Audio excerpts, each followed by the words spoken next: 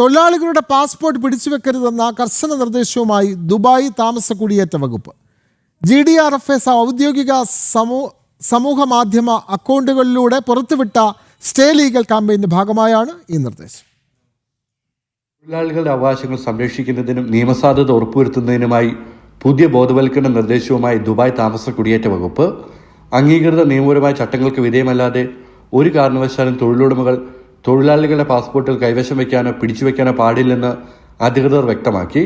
വ്യക്തമായ നിയമപരമായ മാനദണ്ഡങ്ങൾ പാലിച്ചുകൊണ്ട് മാത്രമായിരിക്കണം പാസ്പോർട്ടുകൾ കൈകാര്യം ചെയ്യേണ്ടത്. ഇരു വിഭാഗങ്ങളുടെ അവകാശങ്ങൾ ഒരുപോലെ സംരക്ഷിക്കപ്പെടുന്നുവെന്ന് ഉറപ്പാക്കാനാണ് UAE നിയമം അനുശാസിക്കുന്നത്. നിയമവിരുദ്ധമായ യാത്രാരേഖകൾ പിടിച്ചുവെക്കുന്നത് ശിക്ഷാർഹമായ കുറ്റമാണെന്നും അധികൃതർ ഓർമ്മിപ്പിച്ചു. രാജ്യത്തെ തൊഴിലന്തരീക്ഷം കൂടുതൽ സുതാര്യമാക്കാനും വിദേശ തൊഴിലാളികൾക്ക് സുരക്ഷിതത്വം ഉറപ്പാക്കാനുമുള്ള നിരന്തര ശ്രമങ്ങളുടെ ഭാഗമായാണ് GDRFA ഇത്തരം നിയമബോധവൽക്കരണ സന്ദേശങ്ങൾ നിരന്തരമായി പങ്കുവയ്ക്കുന്നത്. നിയമങ്ങൾ കൃത്യമായി പാലിച്ച് എല്ലാവരും സഹകരിക്കണമെന്നും അധികൃതർ ആവശ്യപ്പെട്ടു. ജനം, ദുബായ്.